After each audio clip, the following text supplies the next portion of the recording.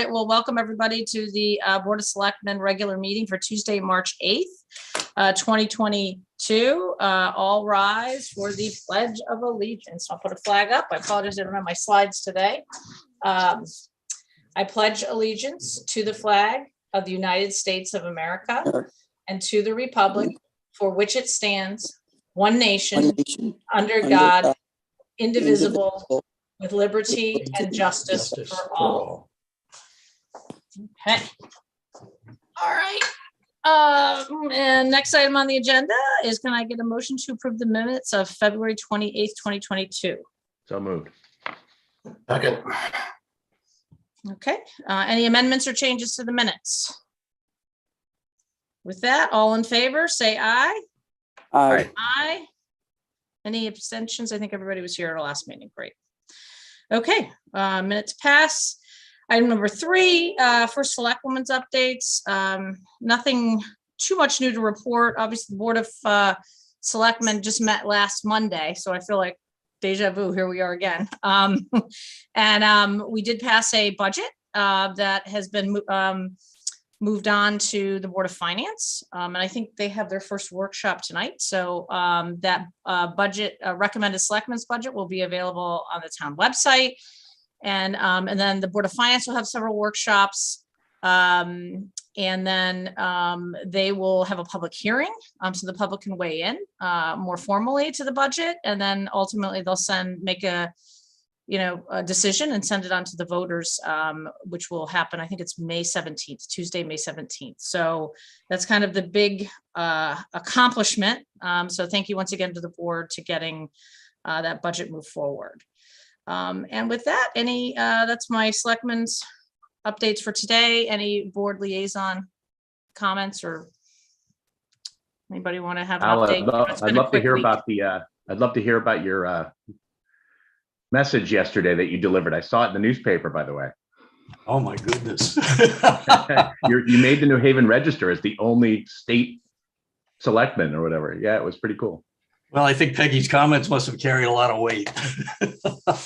The legislature, as you're aware, holding hearings on a number of bills yesterday, and one of them was in the Transportation Committee, and the general notion of the bill was how to assure equal access to beaches, which at times are an occasionally a scarce resource. And there's a bill that's being considered that would require towns to ensure equal access financially to both residents and non-residents. And that's probably not a good idea for a number of reasons. And Peggy crafted a response to that, and I got to deliver it yesterday. And then to my surprise, I got cross-examined by the committee. So there was some jousting for 15 minutes or so. And I talked to John Michael Parker afterwards, and he thought this particular bill probably would not make it out of committee. So I don't know what the future holds for it, but it's the age-old problem of we don't have enough beach parking for all of the folks that would like to use the beach. And that's been going on for probably a century. So that's what I got to opine about yesterday up in Hartford. Was there a lot of shoreline town representatives there, like yourself? No, there were not. Fairfield was probably the most prominent, and one or two Madison citizens also spoke yesterday. I saw a Westport one too. Yeah. I think some of the legislators on that committee represent shoreline towns and have a very good understanding of the issues. So perhaps that bill will die in committee, as do most proposed bills. I recall a song, "I'm Just a Bill." Well, I think that, having gone through COVID and recognizing that if a lot of people in Connecticut now are appreciating, that we do have a lot of wonderful coastal assets. People started to appreciate more all the amenities Connecticut has, hiking, places, even parks that weren't on the coast. Interior parks they had to have parking restrictions just because of the high demand during COVID. And so that doesn't mean we're seeing that kind of demand now, but we definitely are seeing more than we normally would have probably pre-pandemic. So I think it's just important that there's a cost to that, to have those facilities available to the public. And the Madison taxpayer is the one that's funding predominantly. We do get some money from the state, but it doesn't really cover all the operating capital, maintenance costs that beach facilities and recreation facilities, cost the town. So it's important dialogue to have, but I think we need to be thoughtful. And I think one thing that I kind of chatted with Al about, I said, well, if they're not going to allow us to charge difference between residents and non-residents, does that mean the state is going to take the same approach to its own public assets? Notably, we don't charge, Connecticut residents to use Hammonasset, but we definitely charge people from out of the state to come to our parks. So, it's kind of a slippery slope once you start going down that path. Any other updates or I know it's only been a week, so. Yeah, Yep. yes, I just wanted to add, first of all, I think it was great, Peggy and Al, that we got testimony in. Al, thank you for doing that. I know John Michael Parker got testimony in. As you said, there were other residents. It all makes a difference. And Al, when they ask you questions, they look at it usually as an opportunity really to let you expand on what you've said and all. The proponent of the bill is so misinformed about, he brought up, I saw in the article, he brought up the incredible dollars that we get to run our parks, our beaches. What is he talking about? And Yeah, right. so I couldn't believe some of his comments. So he's talked about this for years. And Al, I hope you're right. I reached out to a couple state reps and they're all hoping it just dies, but it was actually just a very few. I don't know how much support it had in the beginning, and I don't know how many people spoke last night, but it was by far, from what that article in New Haven Register is, that most were on the same side that you were with. This is just the wrong thing to do. And I don't think Madison, and Peggy, you might know this better than me. I don't remember. I don't think there's an incredible difference in parking for non-residents and residents. I thought we were pretty careful about that. I know some towns really kind of went nuts, and I guess he brought up $775 for a season, but that's not something Madison does. And but I want to thank you for both of you for doing. I think it was important that we were represented there yesterday. And only other thing, Peggy, I'm sorry. P&Z had I'm sorry, I don't have a picture up. I don't know where it is. But anyway, P&Z had Fran Brady and Bob Cook to talk about the trees. They're going to totally redo the parking lot at Salt Meadow, and it'll Great. be. And I asked the question. I was concerned about visibility in a parking lot with kids running around, but they've assured me that they've thought this out, and it seems pretty exciting. I've always felt that parking lot could use some work, so that was good news. There wasn't much else going on at P&Z. It was a relatively short meeting. It sounds like for Salt Meadow, Noreen, that between the bathrooms, the parking lot upgrades, and then the dog park, that's pretty exciting. That's a lot of great work going on there. You're right. It's finally really starting to come together, and which is good news. It's been the kind of the stepchild that we just haven't gotten there. But you're right. There's all those different plans, and when people complain that we don't use it a lot, I love the fact that they drive by on a Tuesday at 2:00 in the afternoon. They don't realize kids are in school. Of course, they're not at the park. Right. But anyway, I thought Bob and Cook and Fran's plan was it was pretty exciting. As I said, they put a lot of thought into it. Okay, great. Thank you. The only Any update other- I have is we've got the public hearing for the marijuana legalization in Madison. That's next Tuesday at 7:00. So Tuesday the 15th. And that's Zoom only meeting. Okay. And Bruce, is that have you coordinated with Rita? Because she can send out like reminders about public hearings through the Madison Alert System. If you want to request that, I think you got to kind of. I will do that. Yeah, no, I've not done that yet, but I will do that. Yeah, okay. Sometimes it's just nice, like the day beforehand, to just remind people, hey, there's this hearing tomorrow, and it's fresh in their text or email box. Yep. Okay, any citizens comments? Sorry, board members are finished? I have youth and family tonight, so I will have an Okay. update next time. All right, great. All right, with that, let's move on to citizens comments. Lauren, do we have any citizens comments? There are none.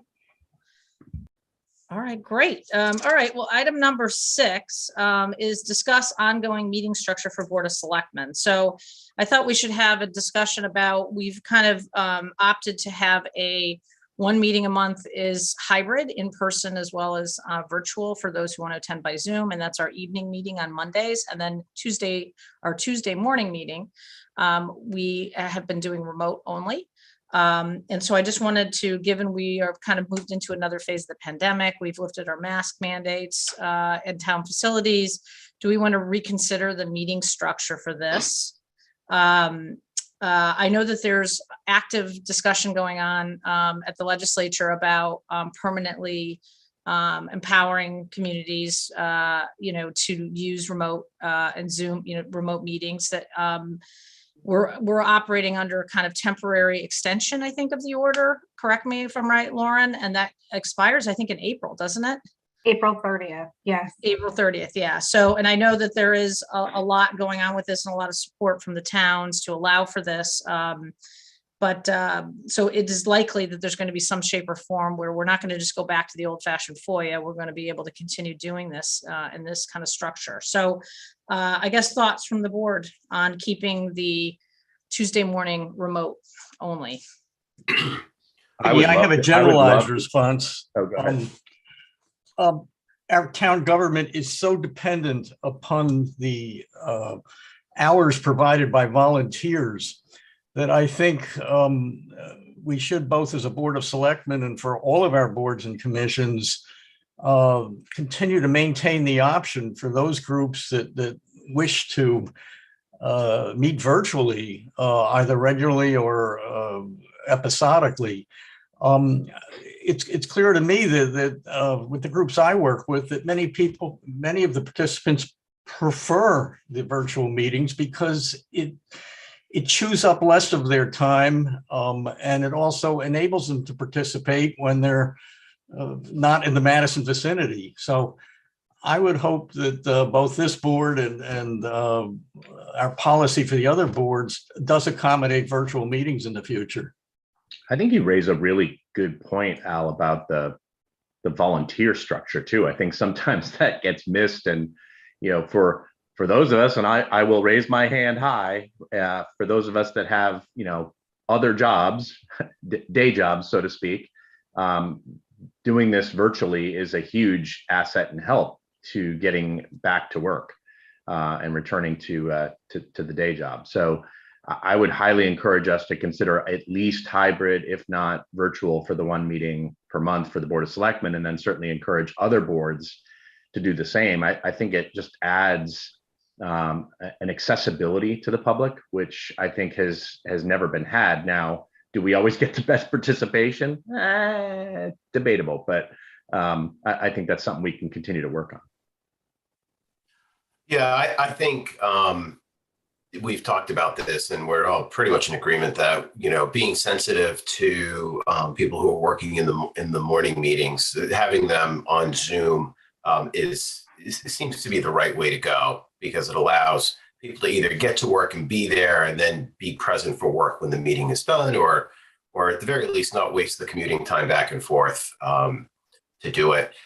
With regards to the hybrid, I think it falls down to our technology capabilities. The hybrid meetings present new and different kind of issues for us from a technology perspective. And I would, I think it's hard when some of us are in person and you're in the meeting room A in the fishbowl, the audio isn't all that great. So I wonder if, for clarity, we're not better off choosing the in-person versus the Zoom and the simplicity of doing it that way.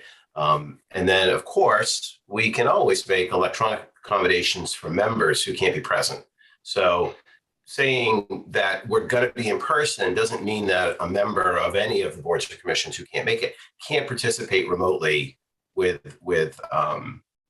via some electronic Bruce, I means. wonder to that point though, I mean, just given the advancement of technology and microphones and all that kind of stuff, could we as a town look into just a technology and a simple investment, right?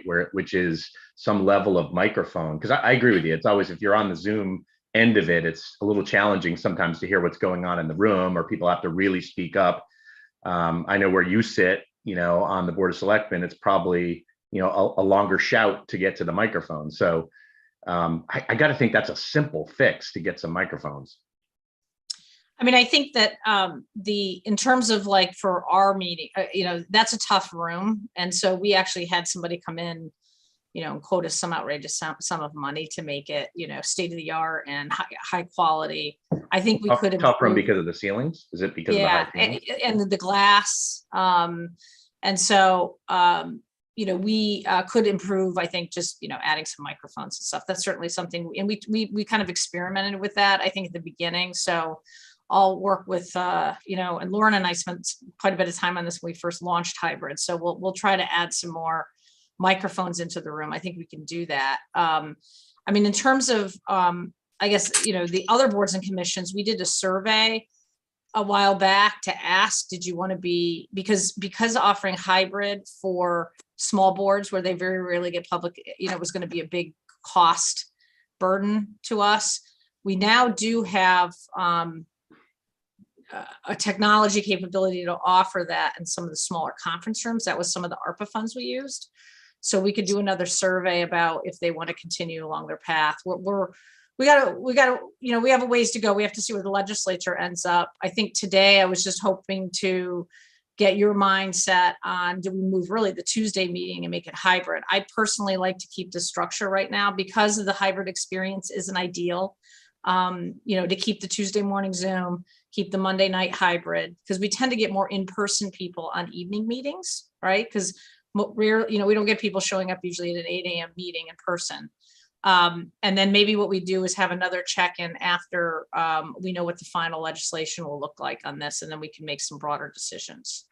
Right. And then I think to further help in this idea is that we make every effort to make our morning meetings the real, just the business side of doing things, just taking care of all of the business stuff, and the policy stuff, and the public, the things that are really impacting the public, we do in the evening meetings.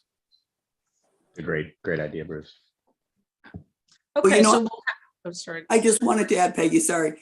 The meeting we had the Girl Scouts there, and Peggy, you were doing it all by yourself. I thought that's where we should definitely make sure the outside groups are at the meeting that we're going to be at. But obviously hybrid has worked for me. When I got COVID this year, I didn't have to miss a meeting because of the hybrid. Yeah, I think that's a good point, Noreen. I think that the trick with that's a great example of a meeting, but I was on the other end on remote, and it was really, really hard to hear the Girl Scouts. So I think back to Bruce's point of just microphones, I think it just got to be a better way to mic the room, and I think that would fix everything. Yeah, we'll focus on that. We haven't revisited that in quite a while since we kind of launched the hybrid structure. So I think we can improve that. And then I think we just make an effort, to your points, more to make sure that public, we expect a lot of public participation to try to keep those to the evening meetings. And then board members make every effort to attend in person, which I think we have. It got a little complicated this last, because we've had some budget workshops before them, as well as we've had town meetings crammed in. So this was a really tough, I would say, last month or two, because of all the different things going on with referendums and the budget. But as we get into a normal cycle, we'll try to keep those evening meetings, as much in-person attendance as possible. All right, well, with that, we'll kind of keep the status quo for now, but I think probably later this spring, we'll be having another discussion about this as the final legislation kind of, quick question, Lauren, we're still okay, even after April 30th, I think we're still okay having all remote, aren't we? Or do we have to have hybrid then and have one person in the room? Yeah, as of right now, on April 30th, what expires is with us being able to tell the public that they can only attend remotely. So we would have to allow them public access to to a physical room. Okay. If this isn't extended in some way, which obviously I think everyone is hoping and assuming that the legislature is going to come back and give us some parameters of how this moves forward permanently. Yeah. Okay. Well, hopefully, by April 30th, we'll have better guidelines, because then it might be we have to go to hybrid on Tuesday mornings as well then. All right, with that, well, let's move on to the next item on the agenda. And I guess I got to read through this. So item number 7 is discuss and take action to approve the following resolution as required by the Department of Administrative Services, Office of School Construction Grants and Review. Number 1, resolve that the Madison Board of Selectmen authorizes the Madison Board of Education to apply to the Commissioner of Administrative Services and to accept or reject a grant for the construction of a new elementary to replace the existing Jeffrey Elementary Town Campus Learning Center and the demolition of the Ryerson Elementary School. Resolve that the new elementary school building is hereby established as the building committee with regard to the construction of a new elementary to replace the existing Jeffrey Elementary Town Campus Learning Center and the demolition of the Ryerson Elementary School. Resolve that the Madison Board of Selectmen hereby authorizes at least the preparation of schematic drawings and outline specifications for the construction of a new elementary to replace the existing Jeffrey Elementary Town Campus Learning Center and the demolition of the Ryerson Elementary School. Can I get a second for that? Second. Okay, great discussion. And I think we've got a couple people visiting us on this. This has to do with the school grant application. And this is kind of my understanding, a boilerplate type of resolution. And welcome our bond counsel, Matt Ritter, and then Bill McMinn is here. And Stacy. So maybe Matt, if you would welcome, and good to see you again now that we're past the referendum. So obviously we're going to be doing a number of things now to get things moving on these projects. So maybe Matt, if you could speak to this for a few minutes about what we are approving here. Yeah, sure. And good morning, everybody. Yeah, I mean, you said it, Peggy. It's just boilerplate language that you have to get your application in by June 30th to be considered for the next school construction list, if you will, of eligible projects. And so if you don't have a resolution adopted to do this, if you don't have your building committee established, they won't accept it. And so we've run into situations with towns where if you didn't have the exact language, they actually told you to redo it. And so by doing this boilerplate language, you save yourself another vote, maybe a couple of weeks down the road, or a couple months down the road. But I don't know if anyone else has any comments, but this is standard, and anyone who's looking to get reimbursement on a state project is going to adopt the same language. Okay. I like that we're thinking ahead. Any questions? And we got our building committee established at our last meeting, so we're good there. All right, with that, I guess from the board, all in favor of the motion as read into the record, say aye. Aye. Aye. Okay, unanimous vote. Thank you. Motion passes. Then we have another one. Discuss and take action to approve a resolution delegating authority to the first selectman and director of finance to authorize terms and conditions of bonds, notes, and temporary notes. Wait a second. Second. Okay, another one, discussion, and I think there's something actually in the packet on this, right? That was the, do we need to read this into the record? No, you don't have to read it. It's okay. Good. I was like another long. I know. got a lot of this I know. lately. So, if you could explain this also, because this is a little more, we're going to be doing a lot of this over the next 2 years, really, as we start getting into needing to finance the project. So, Matt, if you could talk to that as well. Yeah, and I know Bill Lindsay couldn't be here today, the municipal advisor. So some of this is his world too, but I'll do my best to give you sort of a flavor of what's going on here. From a legal perspective, when the resolutions you sent to referendum, the resolution said as follows: the Board of Selectmen can do this, right? Determine the particulars of the bonds, the details of the bonds and notes or by resolution delegated to the first selectwoman and to the finance director. And that's what most towns do, right? The idea of, if you, let's say you do a competitive sale, making all 5 of you get on a phone call at 12:01 to give the award, that's just not commonplace anymore. It makes a lot of sense to delegate that authority to your chief executive officer and your finance director. And so when we talk about the terms or the details, the particulars of the bonds or notes, what we mean is essentially there's a couple things, right? It's the structure. How long are you, let's say you do bonds. Are you going to do 20-year bonds or 25 or 30? Are you going to do a competitive sale or negotiated sale? I would imagine you'll probably do a competitive sale. But given where markets are and the disruption we're seeing from Europe, you just never know. Maybe the decision is to do a negotiated deal, although I would consider that unlikely. Ultimately, there might be redemption provisions in there that Bill Lindsay will put in to make the bonds callable. Sometimes you could go as short as 5 years or 10 years. The bottom line is, as you go into the market, whether it's for short-term notes, which there's really less decision-making to do, or long-term bonds to pay for these projects, someone's got to make decisions working with Bill Lindsay and your bond counsel about how you want to structure everything. And so all this does is just say, pursuant to the resolution the voters approved, we're going to delegate this authority to the first selectman and the finance director so they can act in real time. They can work with the municipal advisors, talk to the rating agencies, and get everything ready to go for when you hit the market, probably sometime this spring or summer. Great, thank you. I know, having been an investment banker for 15 years, I know that sometimes you have to make quick decisions in reaction to the market. And so it's important to have that flexibility to make adjustments. And as we've seen with world events going on, things can change the markets within hours sometimes. So any questions on this issue? No? Okay, great. All right, Peggy, Sorry? I believe this is how we've handled it in the past. Yes, yeah, the library was done this way, I know that. So, all right, with that, all in favor, say aye. Aye. Okay, great. Aye. Motion passes unanimously. And I can't speak this morning. Thank you very much, Matt.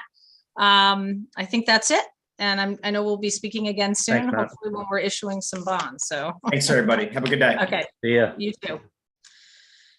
All right, great. Item number 9, discuss and take action to approve the purchase of a used Elgin Pelican Dump Street Sweeper. Funding is in the Capital Improvement Program Highway Equipment Reserve. Can I get a second? Second. Okay, great. Just real quick discussion. We approved this already, but this is the specific purchase now. I think before it was a line item transfer, correct me, is what we approved for Yes. this. And now we're just approving the actual, which we already talked about, the equipment itself. So any additional questions? No? Okay. All in favor, say aye. Aye. Aye. Aye. Okay, great. Motion passes. Item number 10, this is the same thing. Discuss and take action to approve the purchase of a Chevy Tahoe for the fire marshal's office for a cost not to exceed $50,000, including equipment installation, pending Board of Finance approval of moving funding in the Capital Improvement Program Highway Equipment Reserve fiscal year 2021, 2022. So moved. Okay. Second. And this is also, we had discussed this at our last meeting. This is just the actual specifics for the vehicle that we had to approve. Any other questions on this? I know some of this was an availability conversation. I guess I would be remiss if I didn't ask the question, why Tahoe versus a Ford Escape, or something maybe a little bit more efficient, but it may be as simple as just we couldn't find them. So. Well, it is that this is very much demand driven or supply driven, which is really tough in the market. I had a long conversation about electric as well. So we have talked about that because that's Nice. Ultimately what our goal is going to be over time. But given the specific demands for this type of vehicle for the fire marshal and everything else, and what was available in the market, this is really what we had to do. So. I wanted okay. to see Sam fit into like a neon or like one of those little A Volt, a Chevy Volt. Chevy Volt. Right. All right. All in favor, say aye. Aye. Aye. Okay, great. A motion passes. All right. Item number 11, discuss and take possible action to approve round 5 of the American Rescue Plan funding in the amount of $40,465. So moved. Second. Okay, great. So basically, we decided to bring this to the board now. I know the committee is just going to be getting going. I think this week is you have the first meeting on the American Rescue Plan funds. This was involving these outdoor lights that we've been using a lot in the last 2 years. It's kind of by the emergency management team. We've used them for elections. We've used them for test kit distributions. We've been use them during storm situations, accidents. And once again, this is something where we've either borrowed from the Madison Youth Football, I think, or we've borrowed from the town of Clinton. We've had to just continue to borrow these things. And there was an opportunity to purchase some of these because we just went through this with the last referendum as well about needing lights. And that's what kind of prompted this to buy some used. This is the used ones, right? The 40. Right. Yeah. And so rather than have to miss an opportunity and go through the ARPA process, I thought I'd bring it to the board. I think it's, a perfectly legitimate ARPA fund, ARPA expenditure, because we've used this for a lot of these lights for a lot of COVID related activities. So I thought I'd bring it to the board for discussion. So the question would be, we could ask that this proposal then go to the ARPA committee, and then I think we would still have to approve the purchase ultimately. So it all comes back to us from ARPA. Or do we just want to get this done, or do we not think it has merit? So I'll leave it at that and let the board, maybe Sam can give a brief overview. Okay, so really this came to light with the voting, and the November elections. Most of these light units that we borrow are in use by the sports clubs, and even Clinton's. I think Clinton's let their youth soccer use them, and we do use them, for lighting up intersections for police, when they're directing traffic at events such as the fireworks. And that when we do that, we light up 12 intersections for the fireworks. So this won't, satisfy all our needs, but, it'll certainly help that we have them ready at hand. And we know that they're going to be in working operations because we'll be in control of them. I did reach out to United, and we can buy some used ones for $5,500 a piece. I know that some of them they range in hours from about 2,000 to 7,500. And he's the gentleman I was talking to said he might be able to get a unit that's got less hours than the 7,500 on them. But so that's about it. I think they'd be a great asset, and they could also be used as a generator. I know they won't, power up a building, but if we have to power up some small things like refrigerators and lighting circuits and stuff like that, we could do it with these units. Excuse me. You get to pick which one, Sam, if you're going to United and say, I want the 2,000 hours versus the 5,000 hours, or is it you get what you get? Yeah, so I told him that I'd want to see him before we picked them, that he wasn't going to get to pick them for us. So he's got 4 there in New Haven now, and so I was just waiting to see if I wasn't going to go down and look at them until we were going to purchase them. But by the end of the month, like the ones that we use at like the election time, the gas powered, like super loud, So these are they're magnums. They're not. I think they're a little quieter. And I don't even know what size motors in them, but they're all diesel. They'll run off diesel. They'll probably run for 24 hours on a tank of fuel. Oh, wow. But at the end of the month, a lot of these units are going to go to New York to be sold. Sam, have you picked out a spot? Sam, have you picked out a spot to store these things? Well, hopefully they'll go into the storage building that I have proposed. Wink, wink. So, but they'll end up. We'll have to find a spot at Public Works. Put them. I'm doing the quick math, and 4 lights at 5,500 doesn't seem to add up to the 40,000.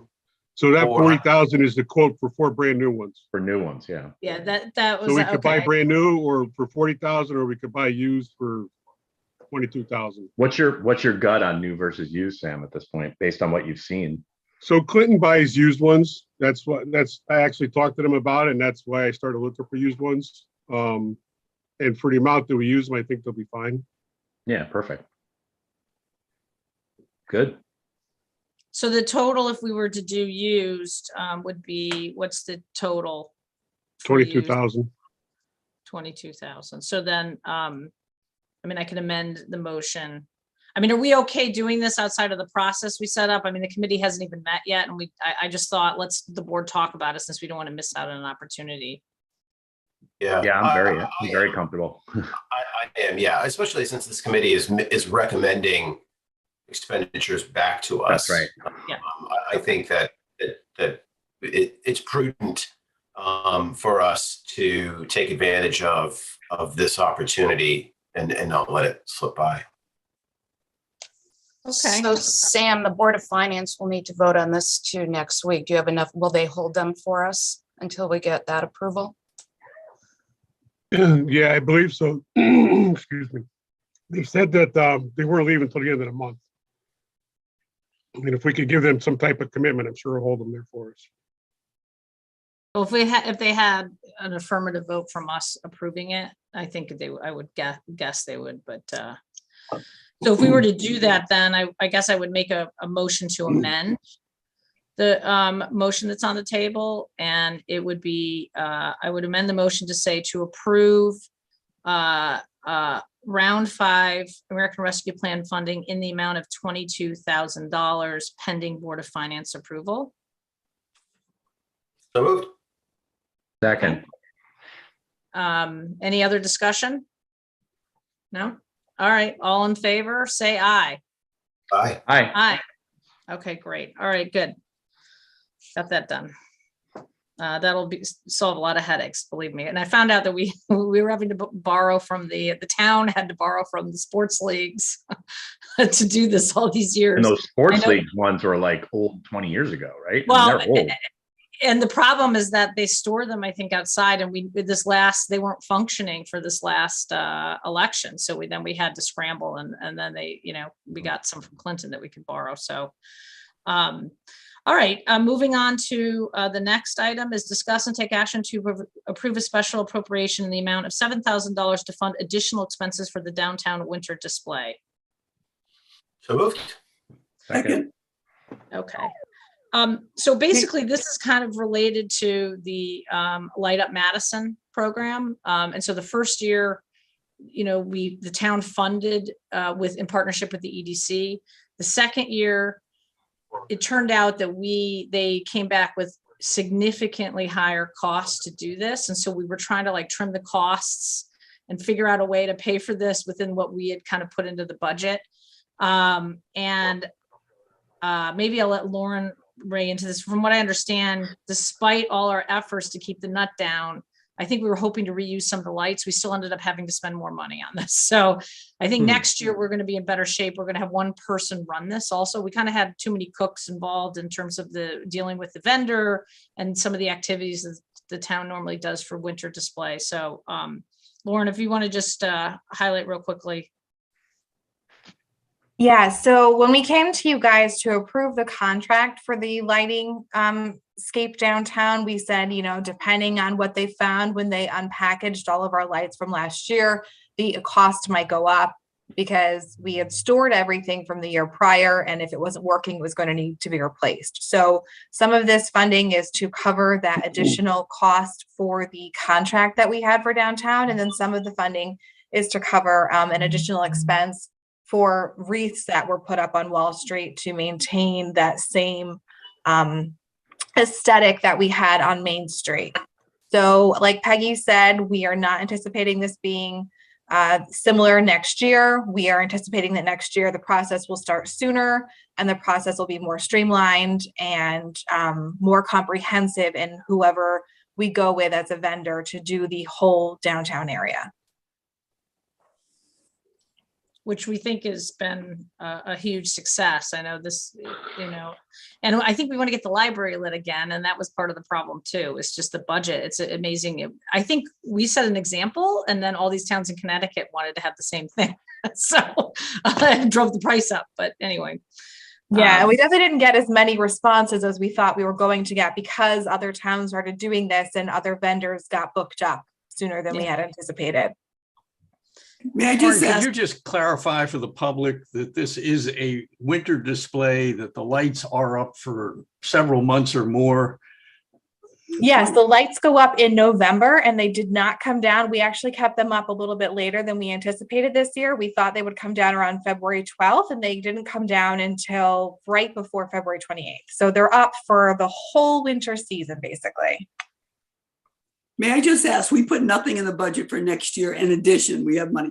Is that okay? Do we feel comfortable with what we've budgeted in the proposed budget?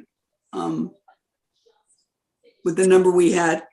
Yes. So the number that we have is $20,000. That was the number that we had used last year to increase that line item. So the total we have for the downtown lightscape is 20.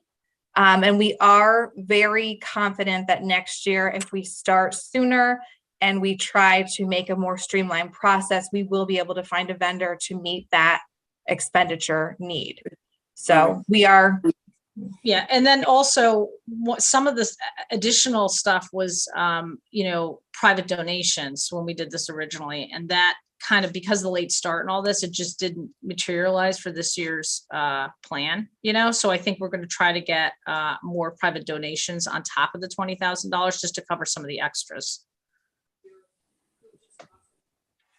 So with that, I guess all in favor, say aye. Aye. Aye. Okay, great. All right, thanks. Item number 13, discuss and take possible action on the community center building committee. And so I had sent around to the board a draft. I apologize, I didn't get that done earlier, but kind of a lengthy draft. There was the building committee and then what I call an advisory committee for the Academy Community Center. And so in just talking with, kind of that working group that we had on Academy, this is going to be a little different than just building an elementary school, right? Because it's not a cookie cutter type of facility. Not that our elementary school is going to be cookie cutter. But in terms of needing different input from the public about how the building's going to be used, we're going to have so many different types of activities going on in the building, whether it's theater performances, in one end, cooking classes in another, youth programming in another. We wanted to make sure that, any kind of renovations that we do and improvements to rooms reflect the uses that is going to be a part of the building. So rather than having though, and I think this was good advice from Colliers, you don't want to have on the building committee an expert in each area because they're going to focus on their thing, right? We thought the best path forward is to have a building committee similar to the school building where you have construction, skills and background and people to understand how to do renovations. But then you have an advisory committee that has that thinking of, theater needs, art needs, those types of things. So they can provide advice. It's not required to be part of the building, but they can weigh heavily into some of the changes being made. So that was kind of a structure that we kind of, thought of putting together. And then the way the proposal I have out there is then this advisory committee would have a vote on the building committee as well. One vote? Of one vote, yes. And so if you look at the structure, you're going to have citizens and then the advisory committee would have one person be the voting member on the committee. And then the other people on that committee would be similar to like what we had it for the library or we have for the school where you have people with construction and building and design experience. So it was just an idea I had to try to accommodate a lot of the different people that are going to want to be involved in this without allowing one group to necessarily drive the whole process. Because I think we need to be careful about that because this is going to be used by a lot of different constituencies throughout town. And then that advisory committee could then at one point transition into being that room usage that we talked about, trying to find balance. So on the advisory committee, I also put staff because obviously, as users of that building, they want to have an ability to reflect their needs. But at the same point, we don't want staff driving all the decisions either. So it's a proposal. I think we will get a lot of people that will want to serve on Academy. And so this gives, a broader group of people with expertise in their areas to be involved in the process. I sort of hearken this to, so I sat on the library building committee, and I sort of hearken this to sort of similar, in the sense that there was sort of that group of experts who were the voting members driving the construction of the building, but then there were members of the library that were sort of, liaised into the building committee. It sounds very similar, but maybe even a little more structured, which is great. So I thoroughly endorse this. I think that's a great idea. I like this model, Peggy. I think the advisory committee must be consulted, and there's certain expertise that would reside on the advisory committee, which would be very useful for the building committee to have. I think at times in the past, maybe the town could have benefited from this model in some of the construction we've done in the past. So I like the model of having the two groups. One must be consulted and does have a seat. So this sounds very good to me. Oh, it's a lot to take in, but I think it's the beginning of a good structure. I think just in the quick reading, the one voice that I didn't see in there specifically was the Beach and Rec Commission. There's representatives. Certainly, I think you're probably envisioning Austin would be on there, but as the lead in operating the building, I think we might want to look for a little bit more room for the commissioners in the process. And, I know that in the last meeting, I advised them that they need to go back through their history of citizen requests for use of the space. And I think that they've got a pretty good record of the types of requests that they've had to deny. And I think that those requests that they've had to deny because they didn't have the correct space needs to be calculated in the planning. And these types of spaces should be accommodated in the new building. Bruce, can I just clarify your point, just because I want to make sure I heard it correctly? Are you suggesting that there's one representation as sort of the voice of the Beach and Rec on this committee, or are you suggesting all of the commissioners from Beach and Rec be on the committee? Oh, no. Well, I'm really sort of posing it as an open thought right now. The commissioners, if you fast forward to a day when the project is complete, the building is operational, it is the Beach and Rec Commission that will be meeting and talking about this the most. So it seems that as the operators of the facility, they should have a strong voice as a commission in the design of the building. So I don't know exactly what that looks like. And I don't think the structure actually prevents that. So I don't think it blocks that, but it doesn't provide clarity on what their role is. I think we have to be careful too, that it's not too much of a voice too, that it's balanced, I think, with all the other constituents and use of the building too. So maybe it's similar to how we're handling some of the other groups, and that the Beach and Rec commissioners, formulate their opinion, their voice, and then send somebody into this building committee, with a vote. I mean, they could be, I'm just thinking about it. I mean, you could have them be one of the formal liaisons to the building committee itself. And then Austin is sitting on the advisory committee with a vote too. So that kind of gives them two mechanisms to, provide input. So we could add them as a formal liaison to the building committee. I think that's smart. And that, as a tangent, or separate but parallel track, I think we should make a formal recommendation to Beach and Rec that they begin that process as a commission, so that they can come to these committees with a single voice on what they think needs to be heard. And a point of view of going back to all the stuff you were just talking about, Bruce. I think, kind of culling through the requests, I think would be a smart next step. Right. And do we have EDC on these No, and that's the thing. It kind of opens up all the other commissions. So we have the Director of Economic Development, Director of Beach and Rec, and Director of Youth and Family Services is sitting on the advisory committee. So if we start expanding like the commissions as well, then I was kind of like, although I think Beach and Yeah, Rec where do you draw the line? overall, is going to play a bigger role.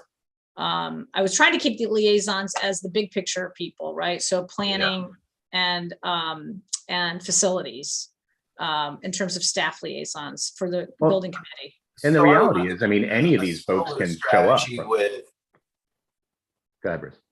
I would recommend a similar strategy with EDC, and that is to us as a board to charge them with looking at the possible economic impacts. I do think that having the Director of Economic Development on the thing is probably adequate representation. I agree. But again, them as a commission being able to express with one voice what they think the opportunities are for the space, and then relaying that in through Sherry, I think is probably a good way to go. You probably don't need to have them sitting on the committee. May I just add, I want good thought. A lot of things I agree with. I just want to say that when Austin, the first day this was presented to us and Austin spoke, he showed the overall, when we talk about other constituencies, he covered them all because he looks at them as under recreation. I would say that I would put in Austin or his designate. I mean, we've asked him to stay on as Director of Senior Services, take over Beach and Rec. I mean, there's just so many hours in the day. We don't want to pull him away from continuing to do the good job he's doing. But so that is a concern. I do think you talked about 44,000 square feet of that building they're going to be overseeing. And I think long-term we have to, or maybe even short-term, we have to look at this also, including the senior center. Because there's another, I assume it's about 20,000 square feet, but I'm not sure about that. That's a lot of space that will be under one department. And I think we definitely want input. You know, sometimes as I've been recruiting people for boards and commissions, they say to me, yeah, they're just an advocacy group. We go and listen and we say, good job. We're not doing anything. And years ago, that was different.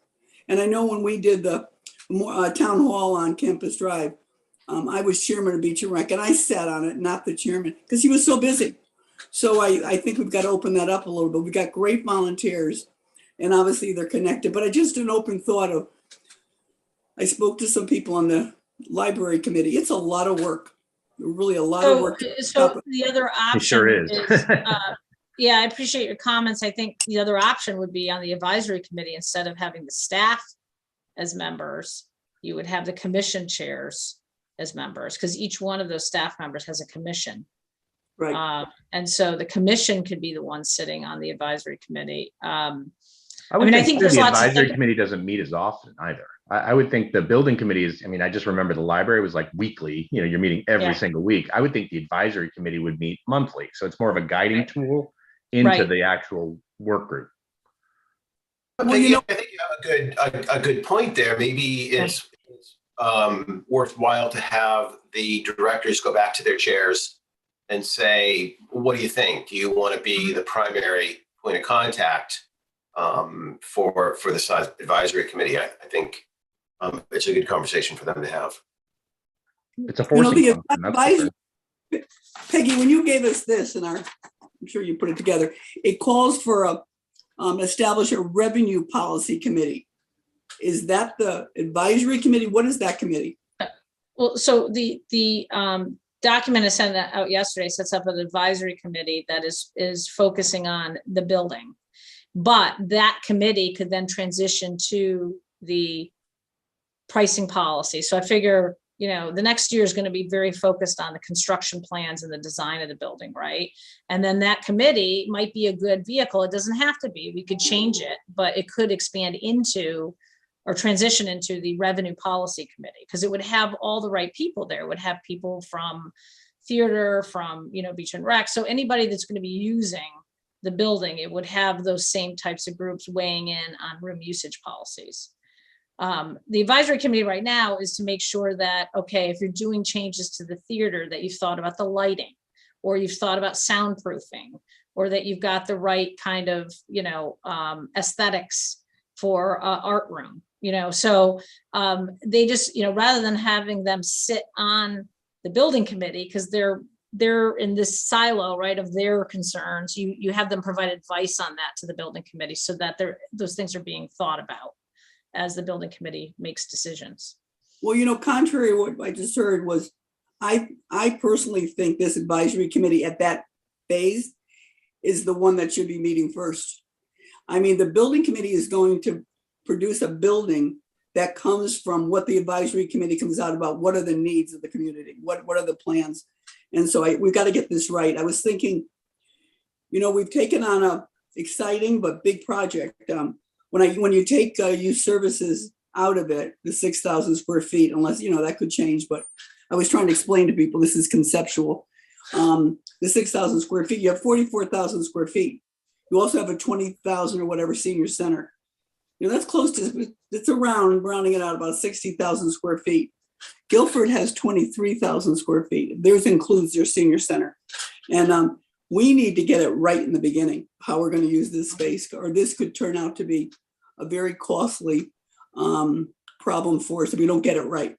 And I really think when you talk about an advisory committee, what is needed, what's going to be looked at, what the theater is going to look like. I think that's what's got to be done up front, not after the building committee. Well, I think it's a parallel process, right? Because we have to hire an architect. The building committee goal is to hire all those professionals that are going to be coming up with the final design plan. So I think it's a parallel. I see it as a parallel. When I talk about the room usage policies, that's just more setting how we're going to allow people to use the space and what we're going to charge them. And so once you've got the building plans done and kind of what the mix and everything is going to be, then you sit there and think through the economics, so to speak, of the facility. In terms of, you're right, it's a lot of space, but keep in mind there's a very large gym in there, and that 40,000 also includes corridors. The usage space is actually much lower. It's like, I think 20,000 in terms of actual programming space that you would actually have like individual rooms. And if you took the gym out, the gym is a big piece. So I think that, I think this good discussion, because I think this is like, this was my straw man out there to the group. And also staff has not seen this, and I hadn't run it by,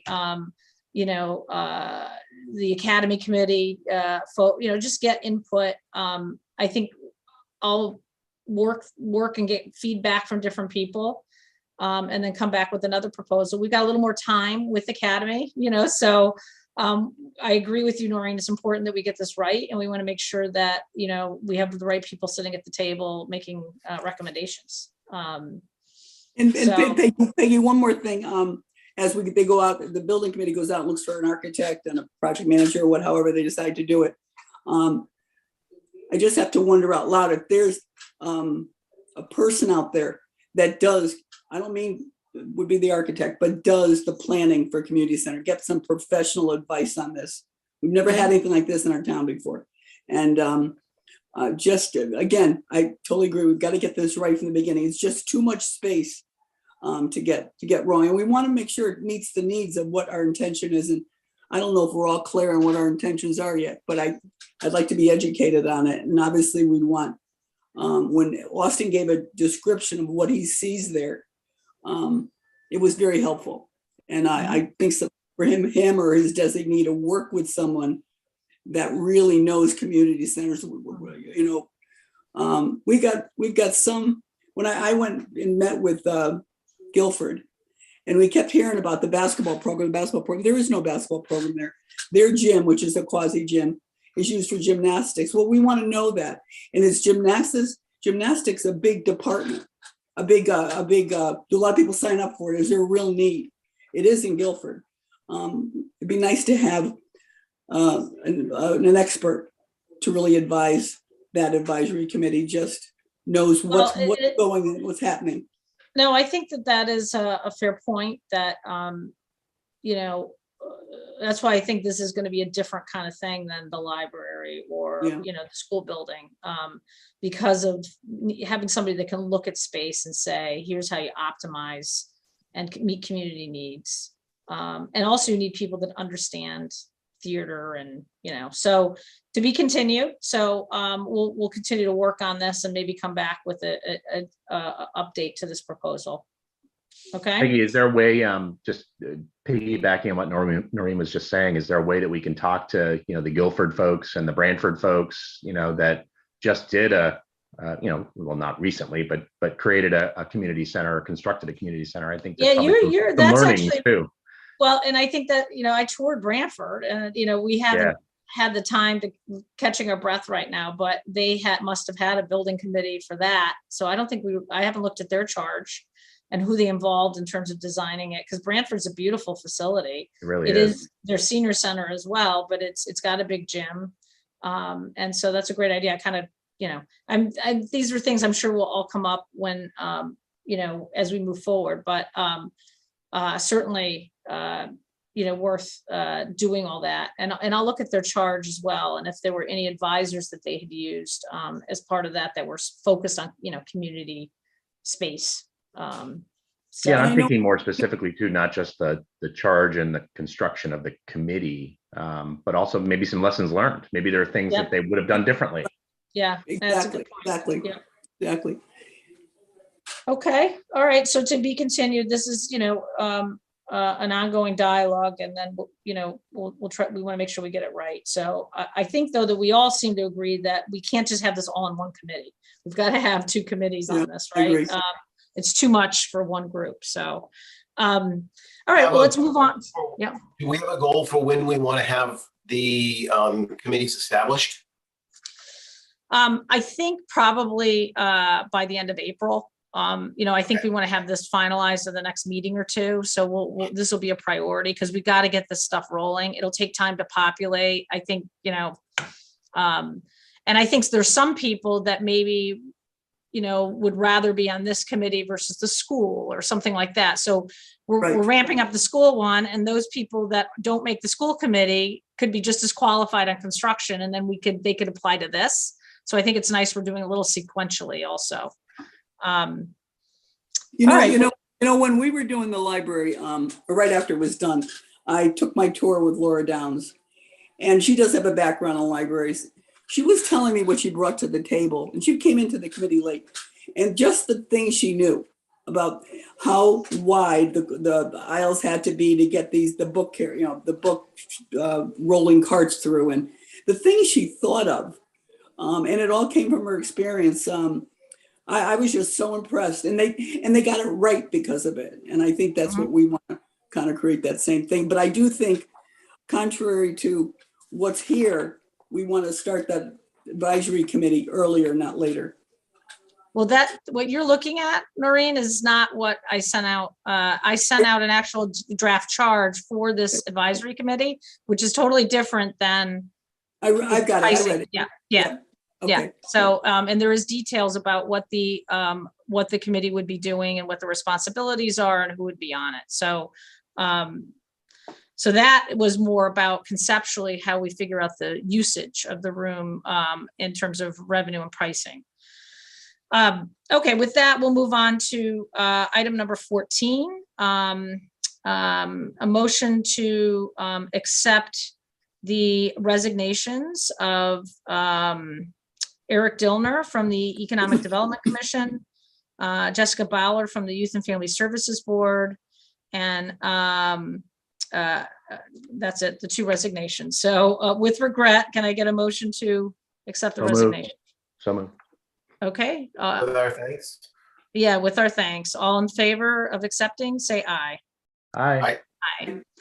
Okay, and then I'd like to make a motion to approve the appointment of Michael Alejanian, and I apologize for my mispronunciation, to the Bicycle Pedestrian Advisory Committee for a term to expire January 1st, 2024. So moved. Okay, and any discussion? but very much grateful for people stepping up. And with that, all in favor, say aye. Aye. Aye. All right, great. And it may be just important to point out that there are probably plenty of open spots out there. If volunteers, members of the public are interested in exploring that, I'm sure they're listed out on our website in some way, shape, or form. But we need to get more volunteers. We might want to take that, Scott, and actually put a little article in the paper, because I think if you don't go on the website, Just who's out there? Yeah. What spots? Yeah. We've got things. Yeah. You never know. Yeah, and we're making an effort through the Madison alerts as well to, it would be good to have a summary of those openings perhaps, because right now we just refer people to the website, but we'll figure out a way to kind of make it easier for people to know where we're looking for volunteers. All right, can I get a motion to approve a tax refund in the amount of $1,227.38? So moved. Second. All right, all in favor, say aye. Aye. Much smaller amount, normal amount compared to Yeah. last meeting. All right, and then item number 16, just for the public understands, we're actually going to be going into executive session now. This will be really the might be lengthy, and so then the meeting will have a brief discussion after we come out of executive session, and then the meeting will be ending. So with that, I'd like to make a motion to move into the executive session and to invite into the executive session Lauren Rhines, Michael Rose, Attorney Michael Rose, Attorney Gabe Gerard, and Stacy Nobitz. I think that's it, right, Lauren? Who would be joining us for executive session? That looks like everybody. Yep. Okay, with that, all in favor, or can I get a second for that? Second. All right, all in favor, say aye. Aye. Aye. Okay, great.